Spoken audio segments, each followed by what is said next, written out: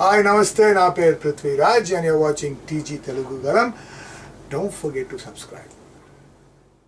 Bollywood director Nitesh Tiwari తెరకెక్కించనున్న రామాయణం సినిమాలో లక్ష్మణుడిగా నవీన్ పొలిశెట్టి నటిస్తారని వార్తలు వస్తున్నాయి.